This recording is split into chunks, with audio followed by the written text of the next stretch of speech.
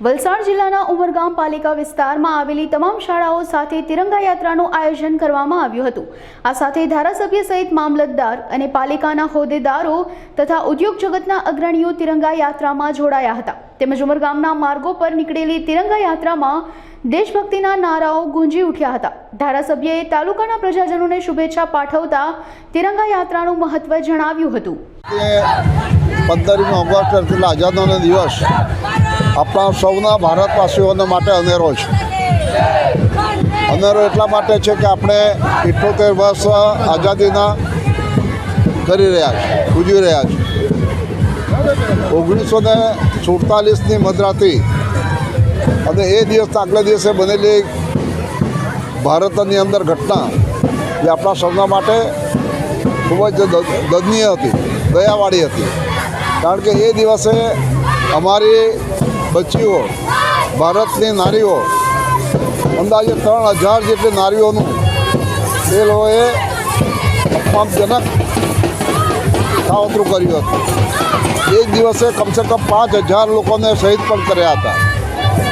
એટલે આ આઝાદી આપણને એમને મળેલી નથી।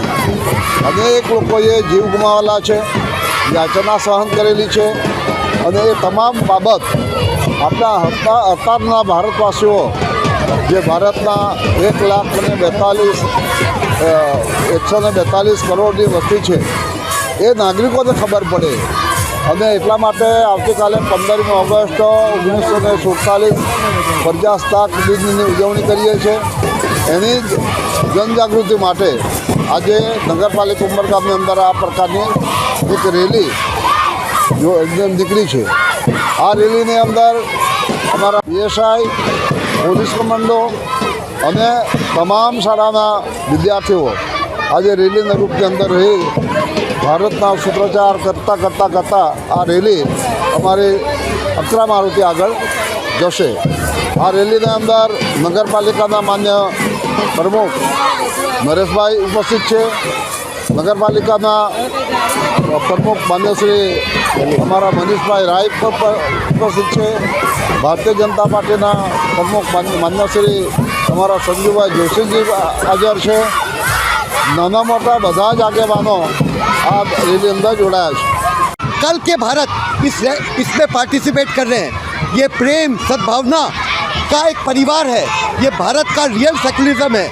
मैं इस दिन तालुका का, नगर पालिका का बहुत बहुत आभार प्रकट करता हूँ कि इन्होंने इसका आयोजन किया है और इसमें भाग लेके मैं अपने आप को भाग्यशाली मान रहा हूँ। और सबके लिए मैं एक ही बात बोलना चाहूँगा, जय हिंद, हमारा भारत महान है। Thank you.